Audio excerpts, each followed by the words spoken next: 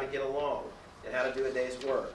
This would include showing up in clean clothes, smelling well, having a good breakfast, dressed in a business-like way, calling the other employees sir or ma'am, and not talking back. This would include a teaching of the fact that the employee is not there for amusement, but to help the employer make money and get the job done. It would include the idea that once you're at work, you are not at play. It is an idea whose time has come. Productive workers with real skills and real ability to get along are also sometimes unemployed, but they will be the last fired and the first hired. Number 3, simple habits of prudence will almost save the day. Even in a bad recession, people who have meaningful savings, insured retirement plans, diversification of assets, people who do not buy what they cannot afford, people who do not simply assume the money will materialize out of thin air for their next purchase, people who add and subtract and see life plain. These people rarely get into disparate trouble. It is amazing how old-fashioned habits of buying modestly and living within one's means and planning for bad times as well as good times can get one through earth-shaking events.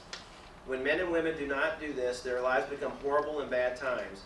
In a recession like this, with unemployment high, home prices devilishly low, and stock prices falling, rising, then falling, lives can be turned upside down in a hurry if they have not been lived with at least a modicum of prudence. I see this around me constantly. People in desperation. That word again. Women selling their bodies, men turning to drugs, families torn apart, all because they allowed themselves to be ruled by magical thinking that things would be all right because the wisher happened to wish that they would be all right. I get letters and emails from friends of decades standing asking for money every single day. Their common denominator is that they lack prudence and live in the dream world. I pray that I'm not as much like them as I often think I am. This has been a recession that has hit wishful thinking very hard and has rewarded prudence lavishly. I thought it was pretty interesting. Thanks for sending it to me, Bobby, by the way. What did y'all think about that? Dead on. It's true, isn't it? You know, there's on the news today they're talking about how the impact that foreclosures are having on the people around the foreclosures.